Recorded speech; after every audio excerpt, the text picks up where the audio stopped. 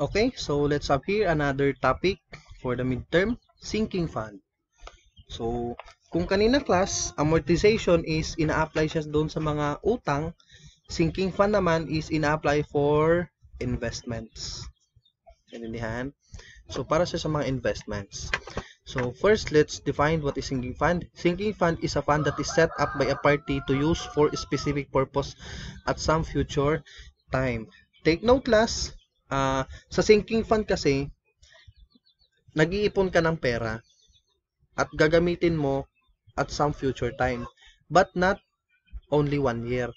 Ang sinking fund kasi class is classified as in non-current assets, and iniipon yan ng mga company para gagamitin nila for plant expansion, for future purchase of equipments. So naglalagay sila ng pera sa isang fund para gamitin nila at future time. It may be 5 years, 10 years, even 30 years, 15 years. So yan yung sinking fund. So a sinking fund is a fund containing money set aside.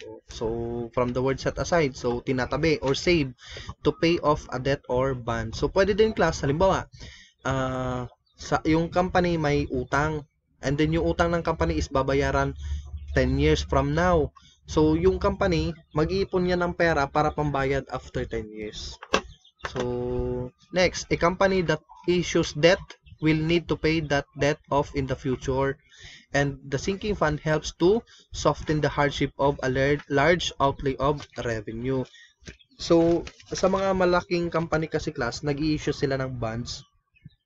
Yung bonds kasi is certificate of bond kasi is parang nangungutang yung mga malalaking kumpanya. Let's say for example, San Miguel Corporation.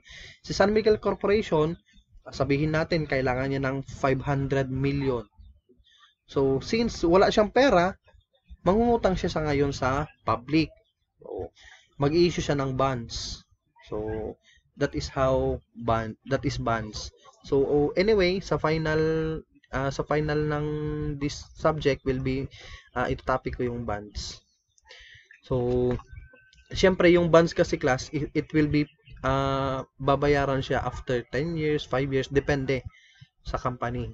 So but yung bonds kasi is mga non-current liabilities yan sila, inuutang yan ng mga malalaking company para pampagawa ng expansion, plant expansion, pambili ng another equipment. So, just like for example, si KCC. Alam nyo ba class na si KCC is gumasto ng 200 million para lang makaprovide ng layer ng mga manok. Layering cage ng manok. At saka kasali na din yung mga lahat ng equipment facilities. So, gumasto siya ng 200 million. So, let's say for example, si KCC, saan niya kinuha yung 200 million? Either meron siyang ipon or either nangutang siya. So dalawa lang yan class. Na, di ba? So here in sinking fund, so yun yung gamit ng sinking fund. Nagtatabi ka ng pera para pambayad mo ng utang at some future date, or di kaya pambili mo ng equipment, or di kaya pang expansion. So or di kaya pwedeng pang repair and maintenance. Next is, a sinking fund is established so the company can contribute to the fund in the years leading to the bond's maturity. So, kaya nagtatabi kasi yung mga malalaking company class is para naman, pagdating kasi ng due date, hindi mahirapan yung company. Why?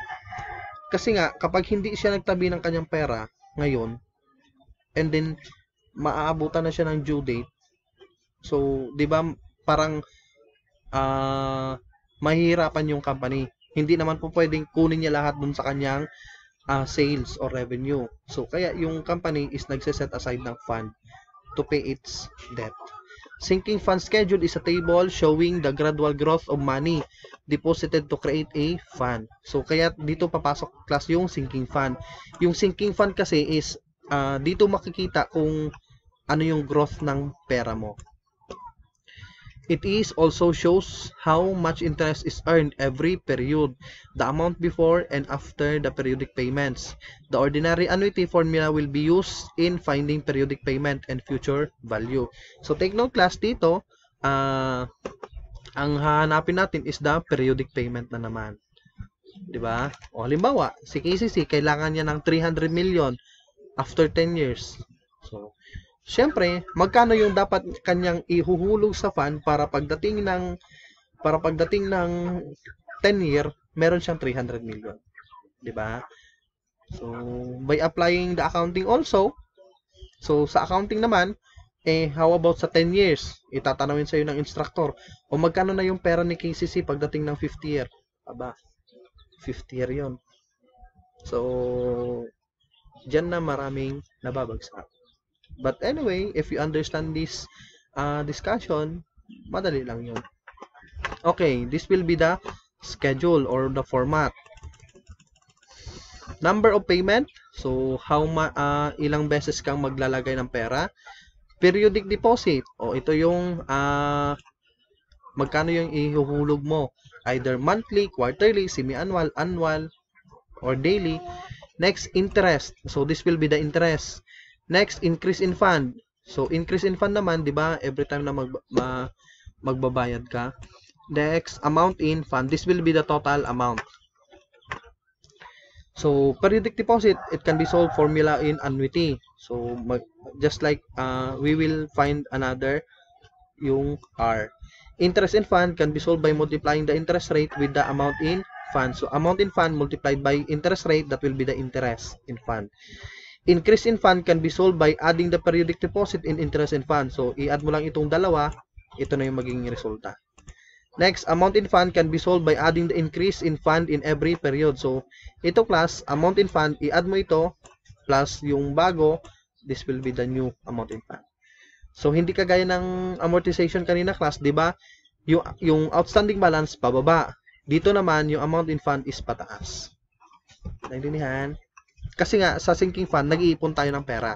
Sa amortization naman, nagbabayad tayo ng utang. Okay. Let's have an example. The sum of 35,000 will be needed at the end of 3 years. If money can be invested at 5% interest rate compounded semi-annually, find the periodic payment. So, dito na class, papasok. Given. Ano yung mga given? So, first is the sum of money. So, that is 35,000. Ito yung sinking fund. Ito yung kailangan daw na, ito daw yung kailangan. Next is the nominal rate or the J. That is 5%. Next will be the time. That is 3 years. Next, that is the conversion period, that is M is equals to ilan? Compounded semi-annually. So, that is 2. Naintindihan? Now, let's compute for the periodic payment. So, let's find the periodic payment. So, what will be the formula? So, the formula will be R is equals to F multiplied by J over M divided by, so divide by 1 plus J over M raised to M times T minus 1. So, this is the formula. Yan, para mas malaki. So, this is the formula. Okay, so, let's have a correction class. Hindi pala, itong 1, ibawas dito class ha, negative 1. Malaki itong 1. Hindi doon sa exponent. So, okay, so let's apply the formula. So, R is equals to, that will be 35,000 multiplied by 0.05 over 2 divided by 1 plus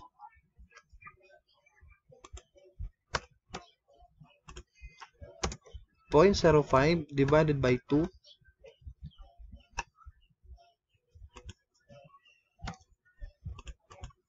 raised to 6. No, that is 2 multiplied by 3. Itong 2 class, that is the M. The 3, that will be the 3 years. Minus 1.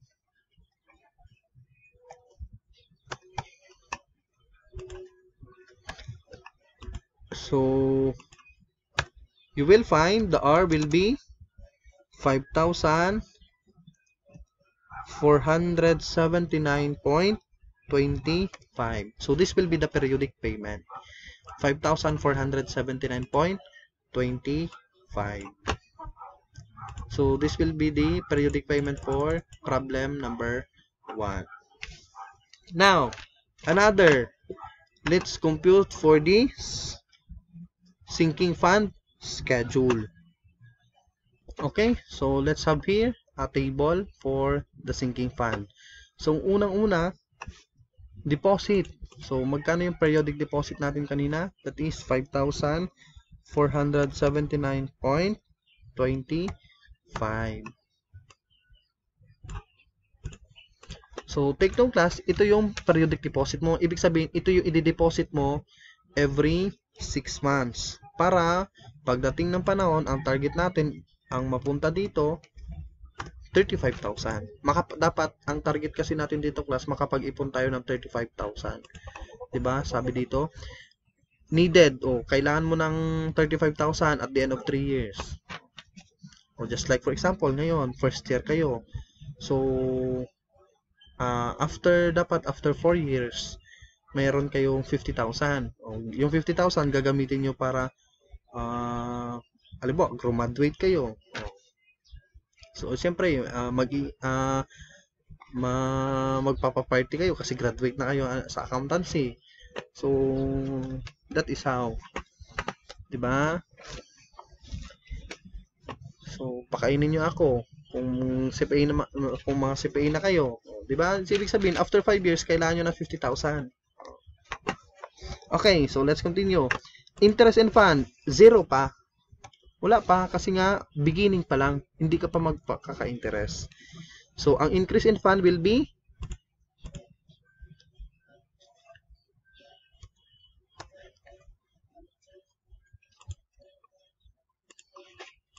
so, dito class is 5,479 79.25 pa lang. Ito pa lang yung magiging increase in fund mo. As well as dito.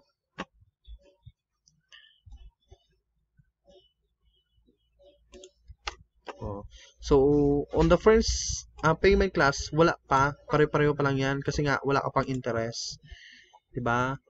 Next, sa ika-second naman, nagbigay ka ng periodic deposit mo. Fix na ito. Ito yung every time ihulog mo every 6 months. So, how much will be the interest? That is, amount in fund multiplied by interest rate. Magkano yon? 5%. Tama ba? That is 5%.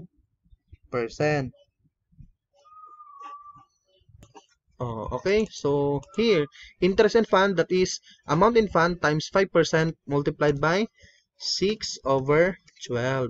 So, bakit tayo naging 6/12? It's because class, 6/12 siya dahil semi-annual. Diba? That is semi-annual. So, that is how to compute the interest in fund. Next, increase in fund naman. How to get for the increase in fund? That is periodic deposit plus the interest in fund. So, you will get 5,616.23. Now, amount in fund naman. Amount in fund, that will be yung nakaraan plus the increase in fund, that is 11,095.48. So, take note class ha, sa sinking fund, nag-iipon tayo. Ibig sabihin, yung inipon mo nung unang payment mo, idadagdag mo ngayon